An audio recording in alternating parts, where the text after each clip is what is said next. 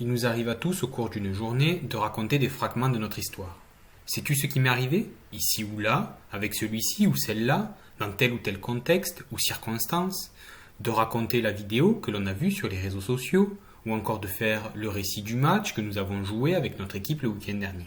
Il y a autant de façons de raconter une histoire qu'il y a de contextes ou de circonstances. Un récit de vie, par exemple, implique une mise en forme. Il ne s'agit pas là de dire tout sur son histoire, car on ne dit jamais tout. On choisit, on sélectionne, on oriente. Par exemple, si l'on demande à des personnes qui vivent dans la même ville de nous parler de celle-ci. Selon le contexte et le point de vue utilisé par les personnes pour en parler, la présentation de leur ville ne sera pas faite de la même façon. Voici quelques exemples. Un étudiant de cette ville pourrait dire « Il s'agit de la ville dans laquelle je suis né, j'y fais aujourd'hui mes études.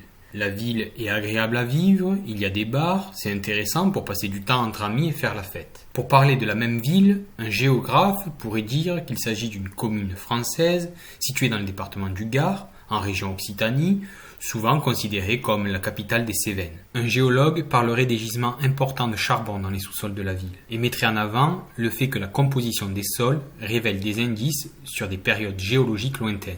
Il dirait certainement que durant l'exploitation du charbon, les mineurs remontaient de nombreux fossiles, permettant ainsi de reconstituer le paysage d'il y a 300 millions d'années. Ces roches stériles forment le terril de la mine. Ils marquent ainsi le paysage d'un bassin minier. Si un sociologue du sport s'y intéressait, cette ville pourrait représenter un terrain d'étude intéressant tant il existe une diversité de pratiques. Tourisme sportif, club, sportif de haut niveau. Il pourrait également travailler sur l'utilisation du sport comme levier symbolique de promotion touristique pour la ville. Ou encore chercher à comprendre comment les politiques sportives mises en place participent au développement du territoire. Il s'agit d'un exemple pour une ville, mais tous les discours, les récits ou encore les histoires sont abordés avec un point de vue de leur narrateur et de l'angle d'approche qu'il a choisi.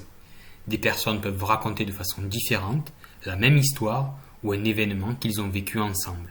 Les événements sportifs peuvent être racontés de multiples façons en fonction du point de vue des personnes qui en parlent. Un match de foot, par exemple, ne sera pas raconté de la même manière par un supporter de l'équipe qui a gagné le match que par un supporter de l'équipe qui l'a perdu. Le journaliste ou encore l'économiste auront eux aussi une autre approche de la rencontre.